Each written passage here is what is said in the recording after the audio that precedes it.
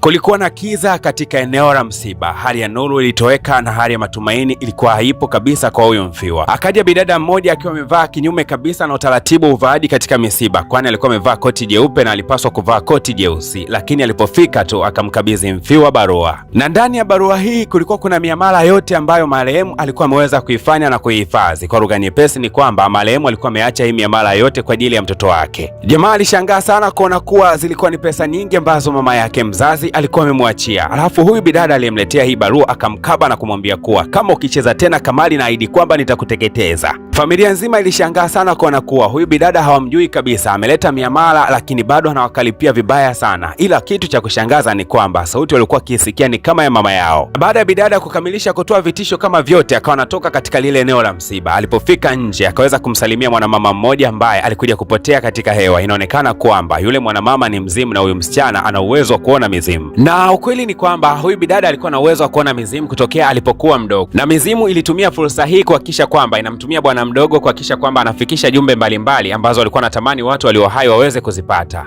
Na siku ya leo tena kuna mzimu wa bibi mmoja hivi ulikuwa unamwagiza bidada kuelekea katika nyumba fulani, lakini katika hiyo nyumba ambayo bidada alikuwa anaelekea kulikuwa kuna mwamba mmoja mtajiri kweli na kiongozi wa kampuni. Huyu jamaa alikuwa anataka kununua nyumba hii, lengo ni kwamba aweze kufungua biashara katika eneo hili, lakini kwa bahati mbaya huyu mwenye nyumba kila anapotaka kuiuza nyumba yake anashangaa kuona kuwa kuna mti fulani unasinyaa. Akaona kuwa hiyo ni ishara mbaya. Akamweleza wazi kaka Taji ilikuwa nahisi kwamba mke wangu hajalizia kabisa nyumba hii kuweza kuuzwa, kwa sababu kila ninapotaka kuiuza anashangaa kuna mti unasinyaa, na ninapoilisha tu basi ule mti unachanua. Mwamba baada ya kumsikiliza sana huyu mzee akaona kwamba huyu ni kama amepotoka hivyo ajitambuye, akamwambia kuwa acha kuongea mambo ya kipumbavu, mti wenyewe huo uko hapa. Jamaa akachukua mkasi uliokuwa huko jirani akaoneshea ule mti, kisha akawaambia kwamba kama unataka nyumba hii iweze kuuzwa basi utanyenyua kichwa chako taratibu kabisa, lakini kama utaki basi utainamisha kichwa chako. Mwamba akasikilizia, lakini akakuta kwamba mti hujafanya kitu chochote kile, basi akaukata ule mti. Mzee mwenye nyumba akashangaa sana kuona kwamba ni mti ambao mke wake alikuwa akiusamini, afu leo hii eti umekatwa. Mzee akamlalamikia sana huyu mwamba anayefahamika kama Juan, lakini jamaa akasema kwamba yani maada tunazodiscuss watu tulio hai, wewe unashirikisha mizimu na akili timamu, wewe twende tudiscuss kuhusiana na biashara, hakuna tena huo hapa. Kuna jambo la kufanya zaidi ya kusaini mikataba tu. Mimi nataka kuinunua hii nyumba. Jamaa akatoa karatasi na mzee akawa amesaini ile karatasi. Moja kwa moja mshikaji akawa anaondoka, lakini huyu mzee akamlaani sana huyu jamaa. Akamwambia kama katika maisha yako utaendelea kuidharau mizimu kiasi hicho, basi siku moja utapigwa na radi, uende kawa leo au kesho, lakini iko siku utapigwa na radi na utakufa. Mwamba akacheka kwa dharau, akamwambia mzee kwamba sio kwamba anaogopa, hebu toa kwanza huu mwamvuli. Kisha akajiweka mbele kabisa ya mvua na akasema kwamba hebu radi nipige, lakini radi haikuweza kumpiga. Jamaa moja kwa moja akawa anaelekea katika gari, lakini mzee akaendelea kusema kwamba kwa kitendo cha kuwadharau waliokufa, basi iko siku utakuja kulipa na kuahidi. Mzee akawa amerudi ndani, lakini ukiwa unarudi nyumbani sekretari wake akaanza kumuuliza huyu jamaa kwamba vipi, unaogopa mizimu? Lakini jamaa akasema kwamba watu waliokufa wana chochote cha kutufanya na siwaogopi hata kidogo. Lakini wakiwa wanatembea kuna kabidada fulani kanafahamika kama Gangshu, kale kenye uwezo wa kuona mizimu, kakao kamesimama kando kidogo ya barabara na kaka naomba msaada, lakini Mwamba akasema kwamba asisaidiwe kabisa huyu bidada.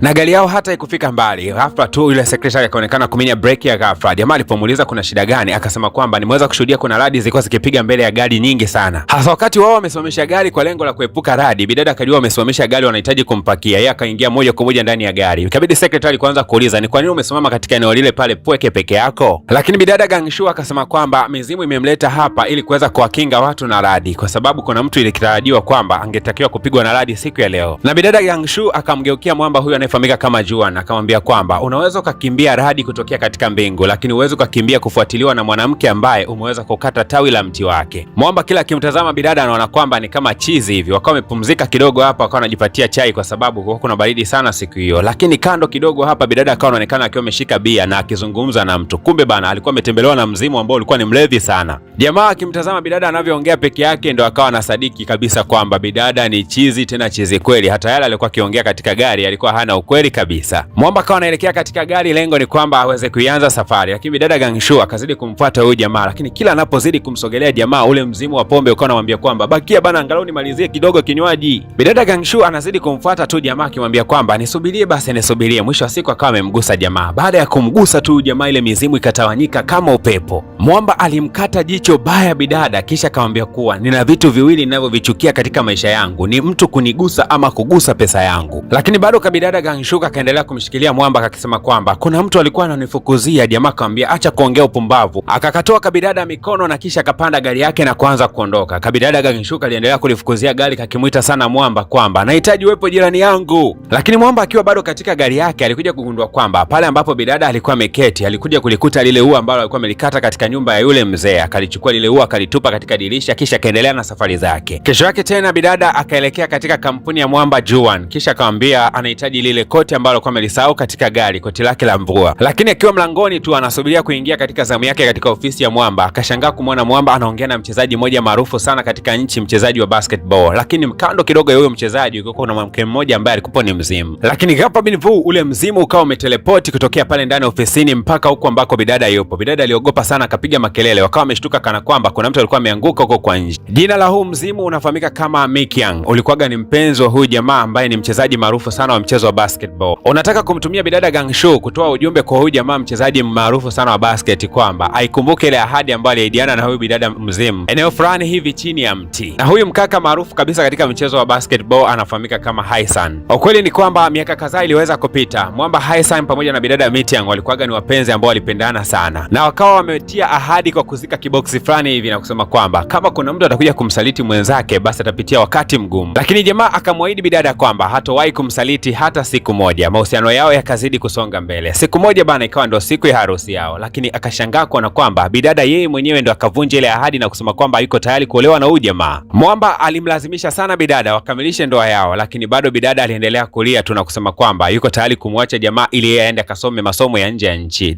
Aisee, kitu ilimuumiza sana huyu mshikaji. Basi bidada moja kwa moja akawa anamfuata mwamba Haesan ili aweze kumwambia ukweli mzima, lakini kwa bahati mbaya sana bosi wa kampuni anayefahamika kama Jangwang akaweza kumkamata bidada nywele na kumwambia kwamba bado ananifuatilia mpaka huko, si ndio? Jamaa akamchambua sana bidada mbele ya wafanyakazi wengine akisema kwamba huyu bidada ni kibaka, wakati mwingine akionekana hapa basi akamatwa haraka sana. Lakini huku upande wa pili mwamba Haesan alikuwa katika kiwanja cha mpira wa miguu na alikuwa akitembea tembea katika maeneo haya, na mara ghafla tu akawa amepokea barua. Lakini katika kuifungua hii barua akagundua kuwa kuna picha yake pamoja na yule msichana wake marehemu, na kuna nyuma kulikuwa kumeandikwa ujumbe. Mwamba anaamini kwamba yule msichana wake ana wivu na maisha yake, ndio maana anataka kumwharibia kabisa mudi yake asiendelee kuyafurahia maisha yake. Jamaa akawa anaumia sana na kusema kwamba aliniacha mwenyewe alafu sasa hivi ana wivu na maisha yangu. Kwa nini? Hasa bidada Jangsu bana kama kawaida akatimba katika ile kampuni ambayo anaiongoza jamaa, akasema kwamba yule mchezaji wa mpira wa miguu kama akifika hapa naomba umpatie hii barua. Akawa amemkabidhi secretary katika hii ofisi, kisha akaelekea moja kwa moja kusubiria kule katika chini ya mti wa kumbukumbu. Lakini mbadala wa mwamba Haesan kuweza kujitokeza, akajitokeza mwamba Jangwan, yule boss wa kampuni. Akashangaa sana bidada, huyo amekujaje huku?